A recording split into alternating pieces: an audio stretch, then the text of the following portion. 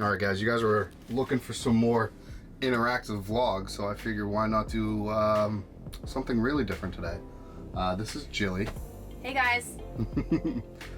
If her van tour hasn't come out yet before this video, it either will be coming out, but if it has come out, go check it out.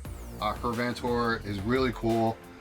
You showed a lot about her van, and it was really cool design. It's a little bit bigger van than most others. You know, it's just great. It's pretty darn cool.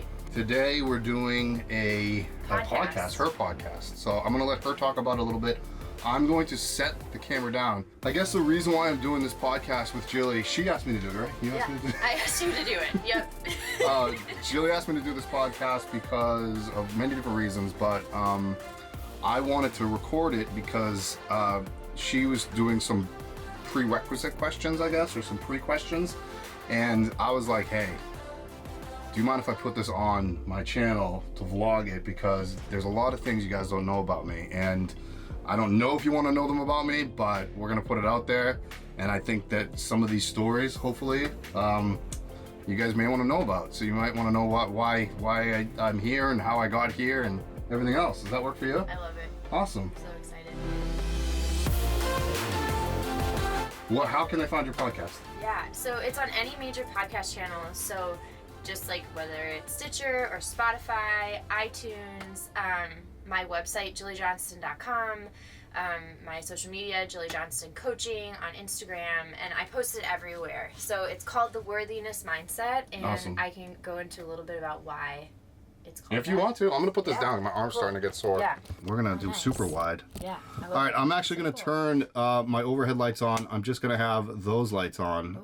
We're gonna be in podcast mode. I love it. Also, those lights drain my battery, so Yeah. I want to keep them because it's nighttime, or it's about to be nighttime.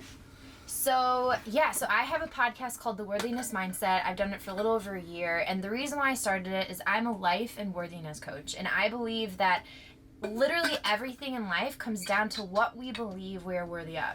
So I believe that we can attract and create and manifest whatever we want, but unless we believe we are worthy of it, we will self-sabotage, neglect, reject, push away, because we don't believe we're worthy of having it. And so my podcast is about storytelling. It's about gathering stories, interviews, coaching, and just really powerful people out there that have something to say and are relatable, are real, are raw. I like talking about failures and missteps and falling on our faces. I like talking about our resilience. I like talking about anything that makes us human. And so that's really like when I have been talking to Jarrod, who I didn't even know who he was until he walked up to my van and we started talking. His realness, his authenticity, how genuine he is, his journey along the way is so inspiring. I don't ask many people to do podcast interviews unless they hit a certain criteria in my mind of a caliber of story and person who is an example of what's possible in the world, and I believe that Jarrod's an example of what's possible. Yeah. Thank you. So it's great. So It took her about 10 days to ask me to do It this. took me 2 days to listen to him. I forgot that we met super randomly. Randomly. You just walked up to the van. I did. I'm creepy like that. At least the door was open. Yeah, no, the door was open. We were in the same parking lot, and I was about to do a tour of Christian's van. Yeah. That actually is doing a photo shoot for you. Yeah. Christian is a great guy. I randomly met him because we had parked next to him one day, and then I did a tour of him. You see how this is all just it just all kind of dominoed into each other. Yeah. And I literally just met Christian and Jillie days ago, and you guys are now some of my closest friends. You guys, I feel like I've known you for 2 years. Yeah. It's been amazing. Good. So yeah. I guess that's what van life will do, right? That's exactly what van life will do. And as we're talking, I'm just gonna go ahead and hit record. Yeah, that's fine. Because she's also teaching me how to run podcasts. Because guess who's gonna start his own podcast? I am. Hopefully this week. Yeah. It's amazing. Are you ready? Because you're on this too. All right, 3, 2, 1. Hey Worthiness Warriors, I am so excited that you're here. This is actually such a cool episode. I am in a friend's van who I just met, who is an inspiration. He's an example. He is out in the world trying to do something for others, be a service, and lead a life of impact and example. And so I'm just so excited that I'm here with my friend Jarrod, who also has his own YouTube channel, who I'm going to put all of that up there. But I really wanted to share and have Jarrod share his story and introduce Jarrod to my audience and to you guys, and to anyone that's listening, because of who he is, how he came to be, his realness and his authenticity, and his rise up. And so I think, and I know from my own personal example, that life can get really hard sometimes. And with the age of social media, with the YouTube channels and the Instagram and the Facebook, we always see people's highlight reel. We see people happy. We see the most perfect pictures. We see people, throw off the covers and jump out of their van into the most gorgeous views. But what we don't see is what it took them to get there. So whether you're an entrepreneur, you're a mother, you're a parent, you're kind of lost in the world, my hope is that you can find something in Jarrod's story and my story and anyone that we have in this podcast story to say, hey, if they can do it, so can I. And that's what I'm trying to do here. So Jarrod, thank you so much for being on. Absolutely. I love it. Thank you for having me.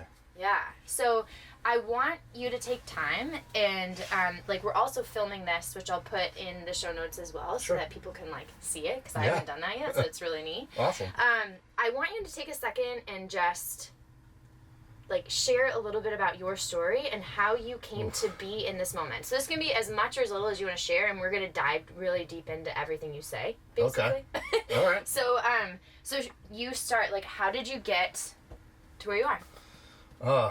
I was born and raised in a suburb of Boston, Massachusetts. I right after high school, directly after high school, I went into college for architectural engineering. I studied for 4 years. I, straight through, didn't take a break, nothing like that, graduated. I lived at home during those years, and I just wanted to kind of, I didn't really have the quote-unquote college experience because I lived at home. Yeah. So I ended up moving as soon as I got 6 months after I graduated, not less than that, to Las Vegas. And I started working for big corporations in the construction management field. And I was, 22, 23 years old. And I remember calling my mom one day, and I was like, I hated life. I hated it. I absolutely, 8 months of it, it was just like, this is not for me. I can't do this the next 20, 30, 40 years of my life. Yeah. I was like, if this is what life is, this is terrible. So I called my mother, and I called her crying one day. I was at lunch. And, 23-year-old kid just crying to his mother. Yeah. And I was like, Mom, this sucks. I can't do this. And she's like, what do you want to do? And I was like, Mom, I always wanted to play professional baseball. Yeah. I quit playing baseball when I was a freshman in high school. I was diagnosed with cancer. Wow. At 19. Okay. And I didn't actually know my whole freshman year. I didn't know what it was. We went to 4 different doctors. Nobody had any idea. Wow. And then the one, finally, the second best oncologist for what I had, met with me, and he sat down and was like, all right, there's only one way to know. You have to have surgery, dude. And he didn't say dude, obviously. It's right. A nice, cool guy. Yeah. So he was like, yeah, you need to have surgery. And I'm over 18, so I have to make these decisions on my own. Wow.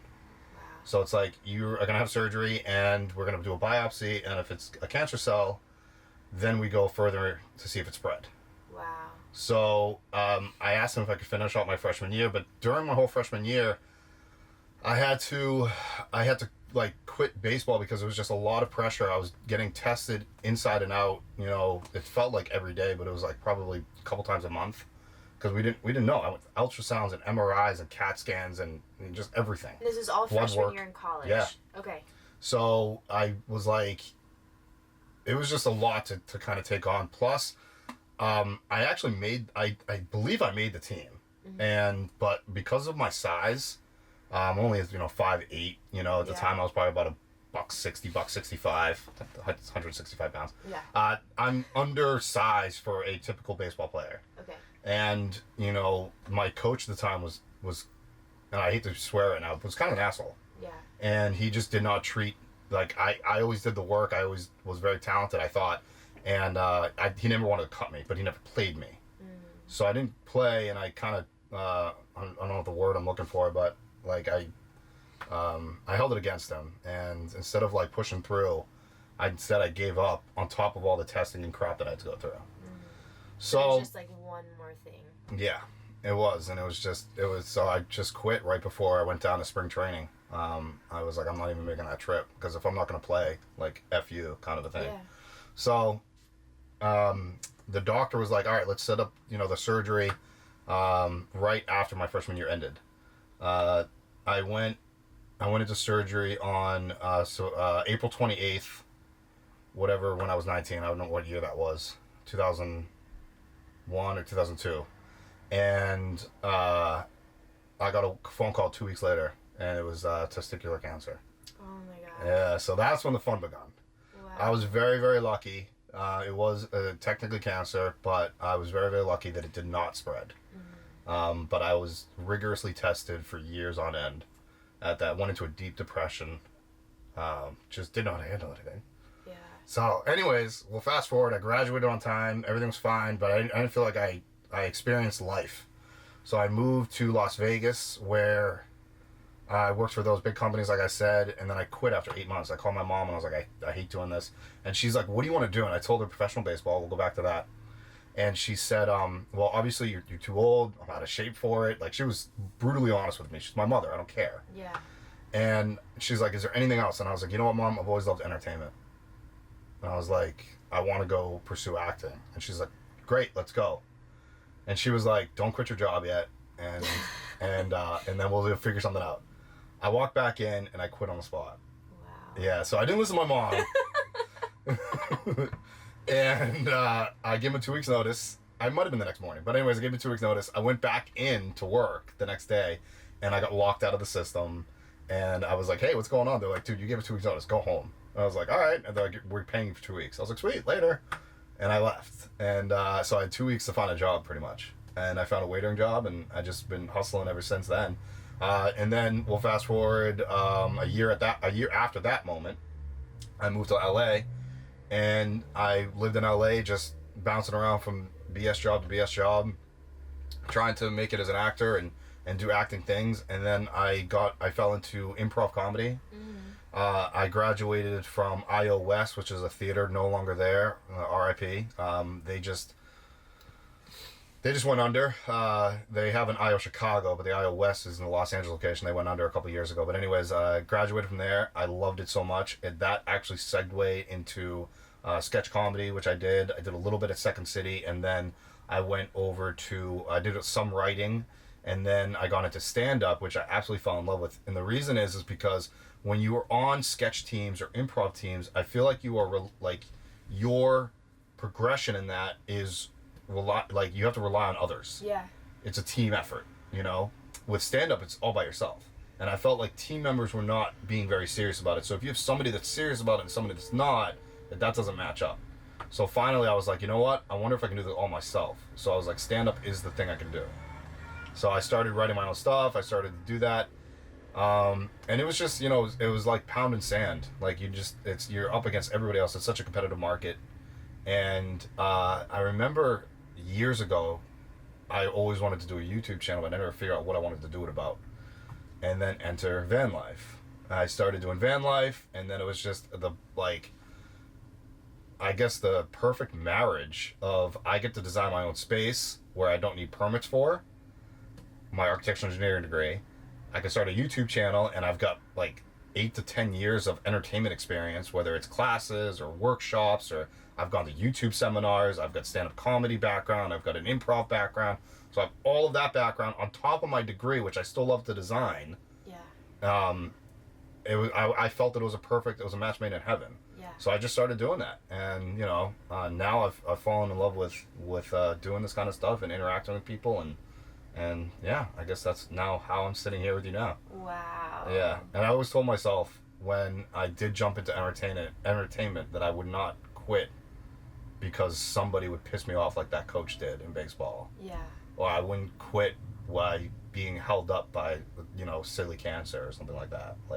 It was cancer, but it wasn't cancer. I didn't go through chemo like a lot of other people did. Yeah. You know what I mean? There's a lot of other people out there that have had it worse than I have, Yeah. So. And like it has been part of your journey and has been part of your story and has like shaped and given you the drive to like create what you've created. And so I think, you know, we use the past, right, to like fuel us forward. Yeah. Which just sounds like that's been a huge part. And so kind of like looking at the comparison of, okay, when you did quit baseball, right, when like all of those things were working against you, right, and then now in entrepreneurship, because that's exactly what you're doing, living an unconventional lifestyle in entrepreneurship, waves keep hitting you, right, but there's something that has made it worth it for you that back then it wasn't. So like what has been the difference? What's made it worth it to me? Yeah, what makes it worth it? Like when you get down, like, okay, there's two questions actually. One, what are some of the biggest doubts that you have? Myself. Okay, so I want to go a little bit deeper into that and like what specifically. Okay. And two, how do you get yourself out of those doubts?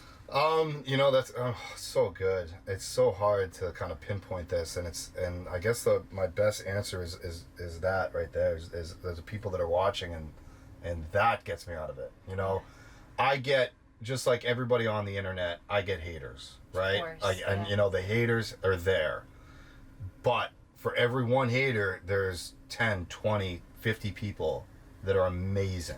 Yeah. You know, all we see is the negativity. Right. You know, but what people don't understand is there's so much love and support.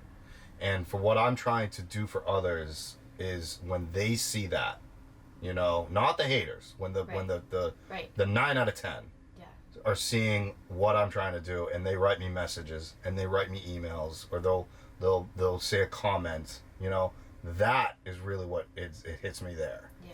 Because that's what makes me want to do another video. Yeah. That's what makes me want to get up on stage, you know. But to the haters, right, don't worry, you're out there too. Yeah, but to the haters, I guess with them is that also fuels me.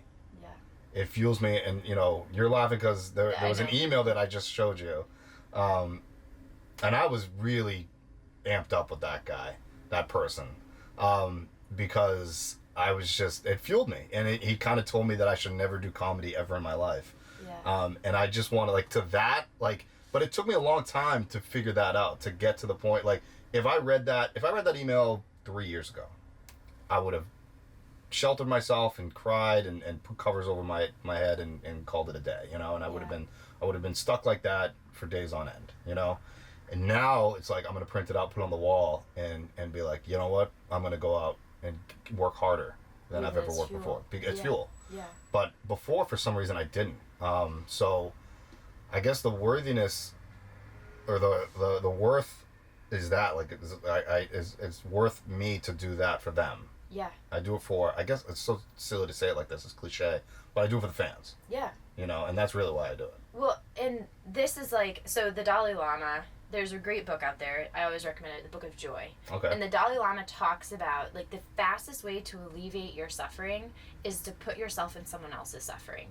So become, instead of self-centered, right, become other-centered. And, like, that's exactly what you're talking about, is when we realize, and this is, like, so, you know, whether you believe in a higher power, whatever you want to call it, or you don't, like, understanding that you're living and doing something that's bigger than yourself gives you purpose, right? And and that's what it sounds like is happening for you, is if you knew that it was just about you and no one else cared out there, right? Then you may not have the fuel to keep going. But the fact that, like, you know that in your, as of now, like, 62,000 followers, like, there's people that are looking to you. Today. Oh, heck yeah. That's right. I'm still humble, by the way. We're getting you to 100K. That's my goal. That's it. I do set goals. Yeah. No, but this is the thing, though, is if you set goals just for the sake of the number, you wouldn't hit it. But if you set goals for the sake of the people who are watching, and because there's an impact that you want to have, that's when you hit it, when you're driven by something more. Well, and you know, I guess that goes, like, it's passion for me. Yeah. You know, when I started this YouTube channel, which was January 2nd, 2018, we're 2020 now. Yeah, so 2018. January 2nd, 2018, I never, ever imagined. I had thoughts and dreams of getting to this point right now. Right. I had dreams of hitting 100K. I had dreams of hitting a million, right? Yeah. And if it happens, great. If it doesn't, I'm okay with it. Yeah. But I always did it because I love to do it. Yeah. It's my passion. Yeah. I will continue making videos. I Right. just started another channel. I don't care if I get 1 million subscribers on Right. that other channel. Right. I do it because I love to bring content. Yeah. And so that's really what it is for me. It's a passion, and it's so when everybody was like, oh, how do you, like, when I get a lot of questions on how do you start a YouTuber, Yeah. first thing I say is be authentic. Yeah. Do not change who you are, Yeah. and just enjoy the process, Yeah. because you're never gonna get it again. Yes. So it's like when you're doing a van build, enjoy the process. When you're starting a YouTube page, enjoy that process. Yeah. You can never go back and do it again. Well, Or at least the that's- first time. And that's just a perspective shift. So like Yep. how I coach, and like everyone that's listening and watching, like you, the people who are watching don't know me, but like the narrative that we tell ourselves creates our life. It creates our experience. Our circumstance doesn't have to change in order for our experience of our circumstance to change, right? But so many people like want to get there that they get lost in, like, they want to fast forward. They want to push the fast forward button instead of enjoying the process. So how, like, I have a saying for that. okay, and I want to hear Yeah. it. And that's a narrative that you have trained your mind to create. And so how did you get there? Yeah, and I call it, and I stole this from a movie. Okay. I call it, people want to go from A to D without going through B and C. Yeah. It's like, and you have to, like, there's 1 out of 1 million that don't need the B and C, Yeah. you know, but everybody needs the B and C. Yeah. And that's from a movie called Hollow Man, if you guys are interested. But it's so weird. How did I go there is what you're asking me originally? How did you go, like, know that you needed the BNC, even in the times when it sucked? Like, how did you know that the process was important? No, yeah, I'm 36 now, 36. And in my 20s, I thought I could jump from A to D. And we all did, right? Yeah. It's like A to Z, who cares? But I think time and getting a swift kick in your butt, Yeah. getting pushed down, falling off that horse as Yeah. many times as it is, you know, that's when you realize I need that B and C, you know. Yeah. And I guess in the moment when, like,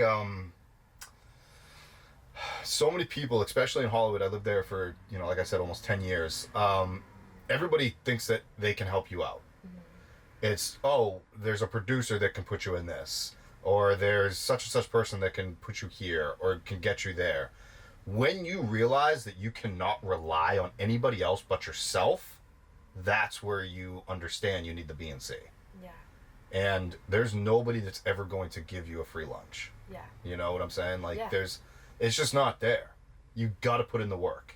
You know, Dwayne "The Rock" Johnson, he still works his butt off every single day. Yeah. Will Smith, you know, Kevin Hart. I can name 1 million of these A-list celebrities that they bust their butts every day, Yeah. you know, because they have to, Yeah. you know? Yeah. So, I don't know. I guess, was that kind of your question? Yeah, I think, like, it's under time, I go right? through And tangents. experience. No, it's time and experience that we understand that, like, every part of the process, right, is a stepping stone that gets you across the river to the other side, Uh-huh. right? And you can't skip those. Oh. And so I want to talk about, like, because there was a big shift that happened for you this year. Mm. And I want to go into that because I think that that's really, really important. And so I want you to talk about kind of like, even when the viewers and the fans see that you've made it, or Okay. think that you've made it, okay, Sure. their perception is that you've made it. Okay. Okay, what's on the other side of the camera? What's the real me? Yeah. You guys all want to know. Like, I'm what pretty are- lazy and I Yeah. don't do crap. Yeah. You know, What there do you was. struggle I with? guess. You asked me originally about the shift. Yeah. I'll say where the shift happened. Yeah. We are in January of 2020 right now. Yeah. I would say the shift probably happened in September, October Yeah. of 2019. So just a few months ago. I was in. I quit my day job, I guess you could say, after I sold my first van. I sold my first van April of 2019. Had plans to buy the van that you and I are sitting in right now. I had plans to spending all this money on it. I had it all set up. I even took out a loan, which a lot of my viewers don't know. Yeah. I took out a loan to help me with this. And I was like, okay, I have X amount of time, I think it was like 8 months, to make a living off of all these other things that I'm doing, so I don't have to go back to those jobs. Yeah. Well, that was September, October. Yeah. And I reached the end. I was like, I need to find a job. And I broke down heavily. And I remember I was seeing a girl at the time, and I remember calling her, and I was in tears, and I was like, I cannot believe I have failed, and I have to go back to a effing job right now. And she was just there for me in support and just tried to walk me through it, and was just like, you know, what can else you do? Let's work this together. She runs her own company herself. Yeah. And she was trying to help me with that, and I wasn't listening. I wasn't being a sponge. In fear. I was in fear mode, right? Yeah. I drove over to my buddy's shop. I was up in the Portland area at the time, so I drove over to my buddy's shop again, broke down in front of him, and I was like, dude, I can't believe this. And I think the two of them together, she was a little soft, right? Even though she does give me tough love, but she's a little soft. He was no softness, all tough love. Yeah. He pretty much kicked me right in the testicles. Yeah. Or testicle. And he was like, dude, he's like, look at what you've done. Look at what you've created. Like, you have all these viewers, you have all this stuff going on. I was not making enough off of YouTube to support my life. How many followers did you have at that point? I broke 50. Okay. I was over 50 at that point. I want to I want to point that out. Okay. Cool. I was over 50,000, and you know, I was still getting good views. Yeah. But I wasn't bringing the content. There was not good content, and I'll admit it. Like, I had a string of videos that I just was not happy with. Yeah. And then I remembered, like, I slept on it for the night, and I was like, you know what? I'm gonna go back to doing I'm gonna go back to like what I wanted to do for them. I went back to doing weekly live streams. And for yourself, like, what brings you and fire. that brought me joy, right? Yeah. So I went back to my weekly live streams, which was more of a Q&A, but it's an interaction with them. That's all that is. Yeah. So it's the weekly live streams. It was, and then I told myself I'm gonna do 2 videos a week. Yeah. One being a tour, one being a vlog.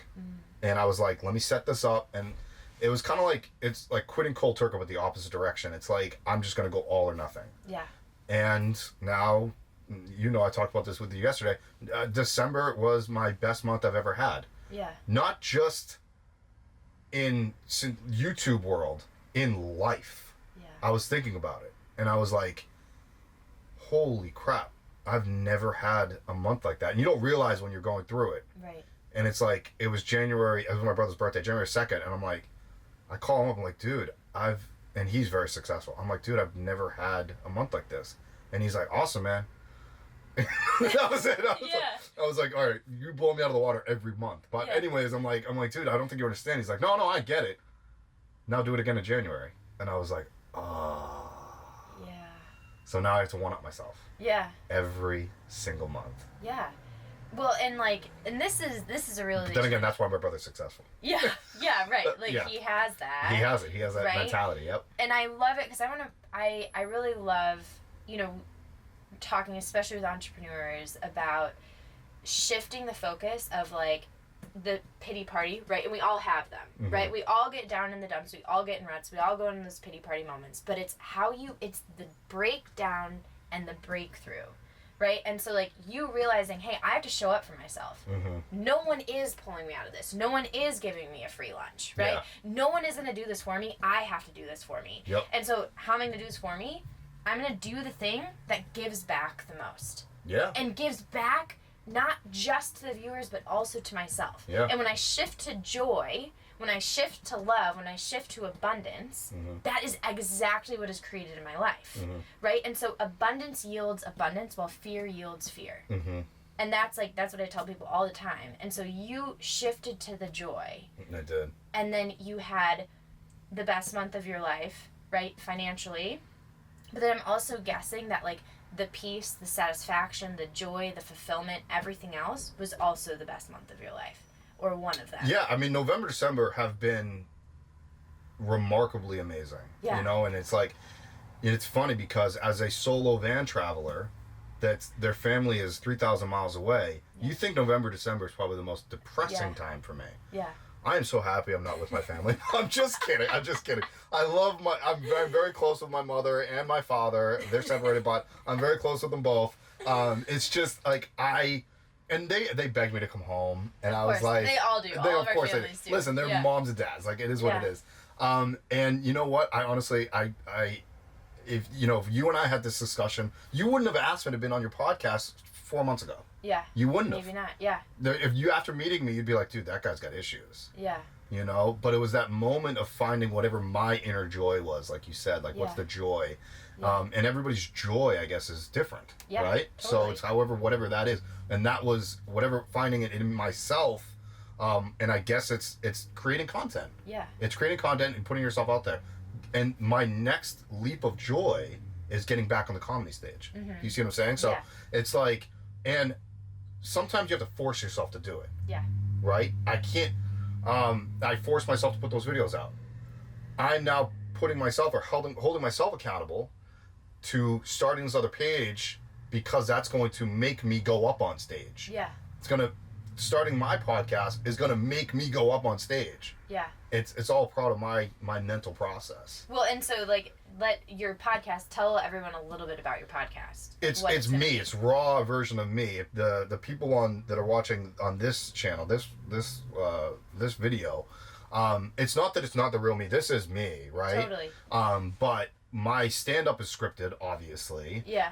I do cuss. Yeah. In real life. I don't cuss on this channel. Yeah. But I do cuss in real life. I am from Boston. I mean, our favorite word is the F word. We use it as a bridge. Yeah, if you ever watch like a Matt Damon interview, he even talks about using the F word as a bridge. Like effing, like we use it as linking sentences. It's crazy. So I don't want to think. I don't tell dirty jokes. I don't tell like fart and toilet humor. But I will cuss every now and again. Yeah. So on the podcast is more, it's not about it's about, it'll be in the van. Yeah. But I don't talk about van life itself. Yeah. Because it's not that I don't like associate myself with the van life. I don't want people to know me as that's the guy that lives in a van. You're more than that. I am so much more than that. You are so much more than that. We're parked next to our buddy Shank. He's so much more than that. You see what I'm saying? Everybody that's in van life, we don't just live in vans and live this luxurious life by we're by the beach now, but we don't. The sunset is also really beautiful. Yeah, it's beautiful right now. That's not how life is every day. No, it's not. And I wish I could convey that to everybody. It's like, we choose to live this lifestyle. Some don't, and my hearts go out to them. But we choose to live this lifestyle because we want to. We want to better ourselves, and this is just a form of us doing that. Totally. And I didn't coin this one, but Vantrepreneur. Mm-hmm. Oh, cool. I haven't heard that. Yeah, Vantrepreneur, right. So New hashtag. Yeah. I tried to do it for a while, but it didn't work. Maybe we'll start it again. Yeah, okay. It's people that have that entrepreneur mindset that live in vans. You are an author, speaker, you do a bunch of different things, right? And I'm the other side. I'm a comedian, digital creator, whatever you want to call me, Consultant, yeah, thank you. Soon to be merch dealer. Yeah. So we're so many things, and so I think that's also a really important topic to hit on. Is like, because I have a huge like female base, right? And as females, like weird. I actually don't. Yeah, this is awesome. So this is a great bridge, right? Yeah. And so but in general, as a human, we attach a lot of our worth to our identity. Right? And so if people are married for 30 years and they get a divorce, they go through identity crisis. Yeah. You're in school for 22 years of your life and you're done and you have an identity crisis. You're an athlete for 19 years of your life or 15 years of your life, and then all of a sudden you don't have it anymore for whatever reason, you go through an identity crisis. Interesting. So my question, I guess, to you is, how do you kind of fill all of those different hats and make sure that like you feel fulfilled in a lot of different areas of your life without putting too many eggs in one basket?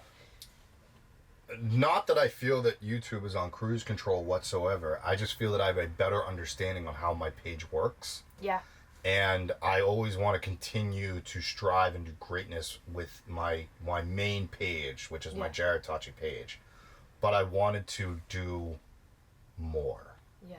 So I started doing more. I want to get and I've talked about this in other videos. I'm just getting over a cough. I'm sorry, guys. I talked about this in other videos that I stepped off the stage for 2 years to focus on that. So, I think one of my favorite speakers, Gary Vee, talks about this a lot, where don't try to do too much at once. Yeah. You know, he talks about like if you want to build your Instagram page, build your Instagram page. Don't focus on Facebook and YouTube. Yeah. I focused on YouTube. I Yeah. didn't focus on Facebook and Instagram or, you know, other social sites or whatever. I focused on one, and that was YouTube. That plain and simple, done. Yeah. My Instagram following is nothing compared to the other van lifers out there, you know. But I'm learning. I'm getting better at it. I'm doing every day is something more and more and more. So, I guess if you were to put like a percentage on everything, I would say like 90% of my work ethic goes toward YouTube, and that other 10% is divided up into everything else. Yeah. Because that's my baby, you know. Yeah. So that's my name. That's my channel is my name. So Right. you know, I guess that's the only way for me to answer. But like, all my stuff that I do is me. It's just Right. a version of me. Yeah. You know, I'm not that's so it's like I don't know. It's not I'm not changing identities. So I don't know if it's because you were talking about identity crises or. Well, but that's the thing, and I guess maybe this is how to point it out, is you have enough self-awareness to know that, like, you're a comedian, you're a consultant, you're a YouTuber, right? You are a van lifer, you're also a brother, and you're an uncle, and you're a friend, and you're all of these things. And so I point that out to say, and just like for everyone who's listening and watching, is if there's ever a point in time where, like, you lose that one thing, if you were to lose YouTube, if YouTube were to go out of business, which of course it's not going to, and shut down, right, like, you would mourn it, you would grieve it. Yep. But you are so many other things. It would take me. Well, first of all, any good entrepreneur will tell you the key to success is having multiple streams of income. Yeah. So yeah, I'd fall back on something else that I would be doing, and I would just focus on that. Yeah. Yeah, it is. You just said it a second ago. Like, you know, you do all these things. Like, first of all, I don't like when it comes to comedy. You talking to me, I've even cracked a few jokes with you. You know, like the comedy will never leave me. That's always part of who I am. The comedy's always going to be there. Whether I'm a brother, whether I'm an uncle. I almost said aunt. Whether I'm an uncle, you know, whether I'm a friend, whatever it is, the comedy will always be there. Yeah. You know, the consulting will always be there because even when I've also learned, don't ever give unsolicited advice. Yeah. Because that's annoying. Yeah. Yeah. It is, right? Yeah. It's like we both live in vans. Isn't it great when people walk into your van and you're like, well, I think you should have done it this way, and I'm like, okay. Then you build a van. Yeah. But whatever. I just went off on a tangent. But no, that was a rant. So anyone out there, if you go into a van, do not tell us what we did wrong. Just compliment. You know what you can do is ask. Yeah. Hey, what would you do differently? Or like, if you asked me that, I would have an actual adult conversation with you. Yeah. Hey, do you like that, or why did you do it that way? Yeah. That is a conversation. Right. That is an adult conversation. Yeah. Yeah. If people, and then, don't get me wrong, there's way more people that ask those kind of questions that come in here and just are like, you did this wrong. Yeah. Those are the haters, right? Yeah. So it's the same exact thing. Yeah. But yeah. Now I'm looking around to try to point something You can point it out. I mean, I get stuff pointed out to me daily. Yeah. And honestly, I point stuff out to myself daily. Yeah, but I feel like it's different. I know I'm very this whole possessive. wall's changing. Yeah. You know, we talked about that. Yeah. By the way, this whole wall's changing. Yeah. So how has your own definition of your self-worth played into or hindered your success? I had the worst confidence in myself always. I am my own worst critic. I never believed in myself. I never thought that I was ever good enough for anybody, whether it was a relationship, whether it was work. I don't know. I still to this day, I still lack confidence in myself. I don't know. I think this is really hard for me. This question is not good. Because I can't, it's a great question. It's a great question. But it's a great question. Like you hit the nail on the head. I can't answer it because it's not that I can't answer it. I'm not going to give the answer that everybody wants to hear. Yeah. You know, everybody wants to hear, I have all the confidence in the world. I don't. Yeah. I have no confidence in myself. But that is why I work as hard as I do. That is why sometimes I used to only sleep 3 hours a night, you know what I mean? But now I get a full night's rest, and, you know, I actually don't even set an alarm. It's fantastic. Sometimes I wake up pretty late. But I also realize in that moment, it's not how hard you work.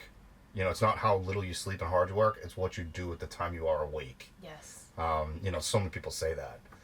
So there's a constant that will never be changed in the world, and that's time. Mm-hmm. We all have the same amount of time per day, per week, per month, per year. You know, there's like, you have the same amount of hours in a day that I have, the same minutes, same seconds, right? Yeah. So, yeah, that'll just never change, and how just mankind, you know, until the world ends. But,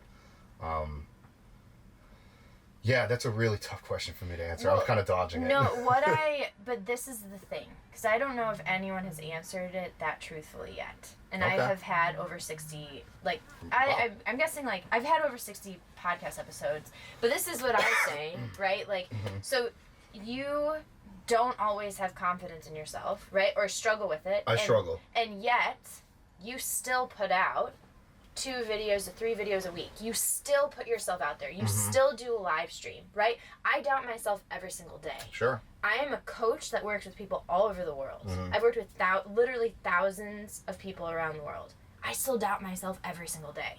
And so what I love is when people share this, is you guys, you not believing in yourself and you doubting yourself is not an excuse to not do it. Right, that's not, and I don't want to, that's No. why it's hard for me to answer, Yeah. because I don't want that to come across. I don't want it to come across as in, I don't have confidence, therefore I'm not going to do anything. No, but you're an example. That's Yeah. exactly why I wanted to have you on this thing. Okay. Right? Is because So we just spent 40 minutes getting to this point. yes, to this point right here. Yeah, is like, this is real life. Like, Yeah. this is real. You can have 1 million followers and you can have $1 million in your bank account and you can be the most impactful, influential person in the world. You are still going to have self-doubt. And the difference between you having self-doubt and someone who, like, is still in their 9-to-5 job and miserable and living in a, like, having a mortgage that they can't pay for and cars they can't pay for and a life they can't pay for, is the fact that you never let this stop you. Right? Oh, I that's haven't let incredible. this stop me. Yeah. Right? Yeah. And so this is what I'm talking about, is that, like, you are a living and breathing example of what's possible while being a human, while having a human experience. I see. And that's what's so cool. Yeah. My stomach. Yeah. I didn't even hear it. Oh, okay. But that's so, like, and that's the thing, is this is a forever journey. Yeah. The idea of self-worth and self-love and confidence and whatever else, like, there's no final destination. Yeah, and there is, and you know, it's funny, like, other people will think I have all the confidence in the world. Yeah. You know, and like, our buddy Shane over there, you know, I will randomly come up and talk to you. Yeah. You know, in a van. Yeah. You know, and he's like, dude, how could you go over and just talk to a random person? And I guess I have that confidence. Totally. In myself, knowing that I'm able, I go to a live stream every week having zero preparation. I gave an hour and 20-minute speech about stealth parking at an event in front of 100 people for an hour and 20 minutes. Like, Yeah. and I had zero prepared. I love that. I wanted to see if I could do it. Yeah. And I did it. And I was like, hey, do I really need to prepare anything? I actually didn't think anybody was going to show up to it. And then 100 people did. Yes. I almost went to an event just because I heard stealth parking was happening, Yeah. and it would have been him, which would have been so cool too. Was that at RTI last year? That's why I was going to go to RTR this year, was because of you. Oh, really? Yeah. Oh, I didn't know that. Yeah, so now we're just not going to go. Oh, now you're not going to go because I'm not going? Oh, my God. That's what I do to people. Oh, my goodness. Well, I'm not going because there's not parking available. Yeah, I know. No, I know that's not why you're not going, but now we're like, okay, cool. Well, we get to hang out with the guy. Oh, We've already learned everything about self-parking. Why do we even need to go? I can give you guys a one-on-one consultation Yeah, about it. see? Yeah, there it is. Yeah. So, like, so this is the other thing that I'm going to challenge you on. Sure. Okay? Instead of saying that you're not confident, right, it's focusing on how you are confident. So you just listed all of the evidence out there of how, and there's more. I'm sure there's more. Oh, yeah. Right? So this is, the other thing that I want to offer everybody that's listening is if there's a story that isn't serving you and saying, I'm not confident, really isn't serving you, right? It's not, moving you forward. And so a tool, a technique, an exercise is, okay, I want to be confident. All right, awesome. So every day or every time you tell yourself that I'm not confident, I want you to find 5 pieces of evidence of how you are, of the contrary. Okay. What that's doing is that's actually rewiring your brain. It's actually changing the chemistry makeup in your brain and the neural pathways in your brain to then see yourself in a new way. And when you start seeing yourself as confident, you start showing up differently. And so you are confident in some ways and then struggle with self-doubt in others.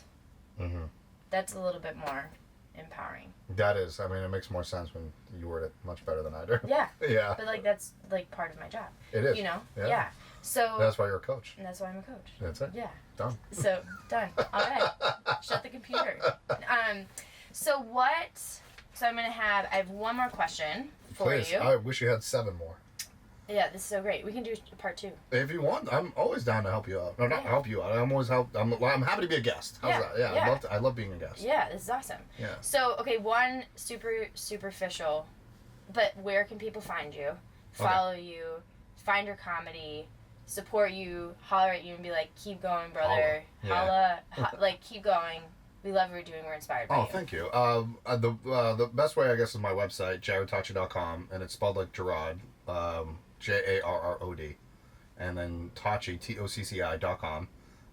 That's my name across all my accounts. So my YouTube channel is the same, my Instagram is the same, and then I started a second page, which is I've been telling people it's going to run my podcast, and it's also it's going to be a scripted channel. Yeah. So everything on there, the exception of the podcast, is going to be scripted. I'm going to have scripted skits or sketches, and I'm going to also have all of my stand-up routines on there. I love it. All the vlogs, all the van stuff, because let's face it, van is my life. So we talked about I'm not just a guy living in a van. No, I'm not. But vans are still my life. Yeah. And I love showing other people's designs and thoughts and everything else about that. So I will always bring those.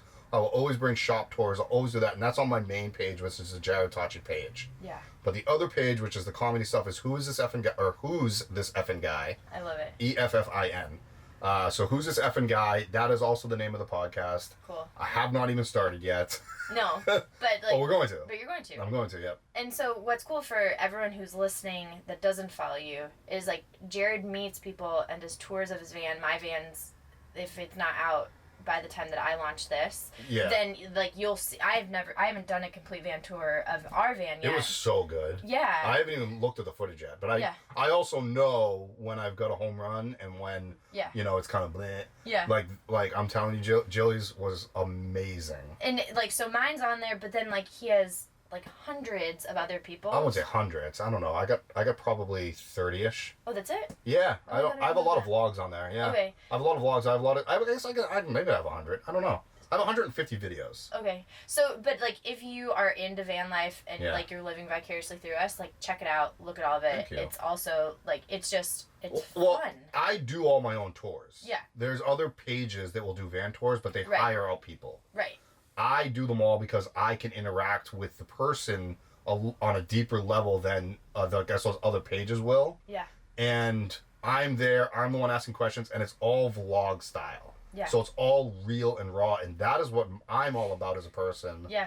So that's what I'm trying to portray in every single tour that I do. I love it. And when I do pick someone to do a tour, just like you pick someone to do a podcast, you fall in love with the person. Right. I don't fall in love with their van. No, it's the person. It's their person because in my line of work, their van portrays who they are. Totally. Right? I love it. That's such a good way to put it. Yeah. So it's when I do fall in love with that person, that is when I'm like, okay, girl or Sure. guy, I want to show your van. Yeah. Like, because your van, like, you are your van. Yeah. You met Christian. Yeah. And now you've seen his van, you're Yeah, like, duh. that's Yeah. like, makes so much sense. This is a fellow van friend. Yeah, or you're that sitting we in my just met. van, and Yeah. you even know, like, oh, Yeah. this makes sense. Yeah, that's totally The makes clean sense. lines and the, Yeah. the neat freak, and yeah. Yeah, and mine's like a little messier and a little bit disheveled, and it's like definitely I think portrays me more than does Robbie, because Robbie's like his van would look like yours, and Yeah. it looks like ours because of me. And so the last We were going to do this in your van, and it was Yeah. in bed mode. yeah, and it was in bed mode because I didn't want to tear the bed down. Yeah. So so now we're doing it in Jarrod's van. So my last question for you Sure. is like your audience, my audience, like what do you want to leave? What message, piece of advice, words of wisdom, Oh. quote, Yeah. comedy, joke, whatever, do you want to leave people with? I love. I am going to say one thing, and it's just pretty much one word. It's authentic. Realness. Anything of that nature. Be yourself. I do. It's hard because people think I'm fake. People think this. This is me. You're getting the is. real me. It is. Even in my tours, like, that's who I am in real life. The cussing, yeah, you guys are like, well, you're not being real if you're not cussing. Well, it's just because I don't want to cuss all the time, and I want to, I'm trying to be a good uncle. There you go. I love it. That's great. When it comes to a quote, I do have one, but I don't know it by heart. And if you want to give me a second, I got a book. Okay. It's right here. Let me see if it might fall. So he's like opening his cabinet because we live and everything's like almost within arm's Where distance. is it? Well, now I can't find it, but my mother gave me a book when I decided. Well, that stinks. I don't know where that book is. You can paraphrase. Well, anyways, my mother gave me a book when I decided to get into acting. And it was, Matthew McConaughey read it when he quit law school. And it was, it's called The Greatest Salesman in the World. And my mom read it before she gave it to me, for me to read it. And she wrote me like the most touching, on the inner cover that anybody could ever write to their son.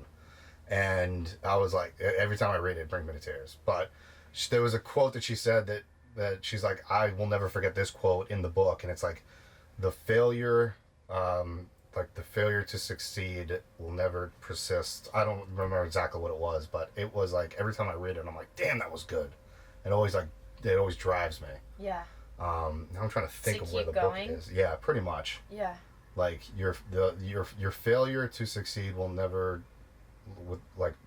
without persistence, pretty much. Yeah. Like the persistence to success, pretty much, will never overcome the failure to succeed, or something like. I don't forget what it is, but it makes sense in my head. I know that made zero sense to everybody out there right now. I'm just trying to freaking. Just keep going, everybody. I'm trying to think where that book is just right now. don't stop. I'm really upset that I have Just no don't idea stop. where that book is. And there's not my that mother's many gonna kill places. me. There's not that many places it can be. It's so funny. not. Yeah. And I'm actually kind of worried that I lost the freaking book now. Oh well. Yeah. It'll turn up It'll probably tomorrow. Yeah. Or as soon as. And we're I'll take a done picture and recording. send it to you. Yeah, there we go. And maybe that could be the episode cover. Yeah, it's actually on my Instagram. Oh, cool. It is on my Instagram. Nice. And I actually took a picture of it a while back, and I'm sorry that we're like running late on your. No, it's all good. Hey, that's the thing. Like, this gets to be flexible. Are we flexible? Yeah. Hey, it's my podcast. I'm the boss. I can make it. However long I want to make The it. reason I actually posted it on my Instagram a while back was because I was actually having troubles buying the van that we're sitting in right now. Nobody wanted to give me a loan. So cool. And my mom stepped up and she said, I'll co-sign for you. Wow. So I was like, all right, well, then Mom, so that's the book right there. The greatest. Oh, Augmentino. Yeah. Awesome. You know him? Yeah. Of Okay. course. Yeah. Awesome. Yeah. So, and then that's the passage written on the inside. I don't know if I should read it. It was 2006 when she read this to me. Wow. Yeah.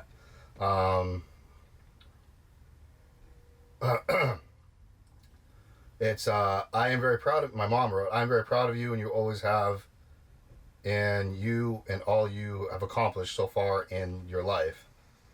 Always remember a quote that I retained from this book. failure will never overtake you if your determination to succeed is strong enough. Yeah, that was it. She said, I will always stand beside you and offer strength. Love, Mom. I love it. So that was my mom. It's so... She sounds like a wonderful woman. Yeah, you can read it too if you want. Yeah. She sounds like an amazing woman. Yeah. And that was like, it was cool stuff. That's amazing. Yeah. Well, thank you so much. Oh, thank you. For just sharing and being vulnerable and authentic and real and being you and offering your light to thousands of people around this world. And I cannot wait to help you get to 1 million because you have what it takes. Oh, thank you. And your purpose and your message and your mission is worthy of getting there. Thank you. And so everyone, please check out Jarrod, follow him, show him love. Thanks. If you're looking for a van, if you're looking for a design, if you're looking for consulting, if you're looking for cool merch, if you're looking to have a laugh, if you're looking to be inspired, check him out, show him some love. And I'm so grateful that you've been on, shared your time. Thank you.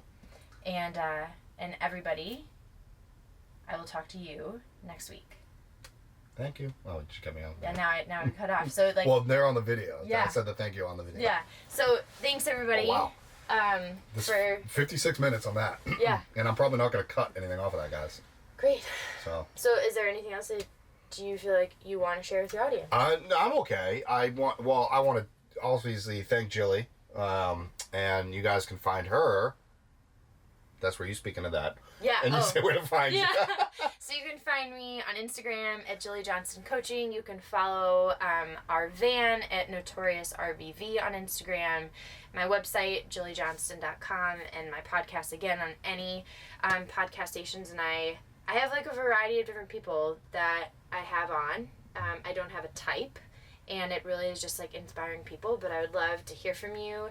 If there's a story that you believe that you want to share, someone that you know that you think would be inspiring to have on, that'd be like awesome. Please share this. Like please, this is out there for everyone to see, so that they can see themselves in Jarrod, they can see themselves in me. We are just examples of what's possible, and like this is why we do what we do, is because people like you take time to watch it and then share it, and that's how a message becomes a movement. And I think that that's what we're both trying to do. So awesome. So thank you so much for watching. Thanks, guys. See you later.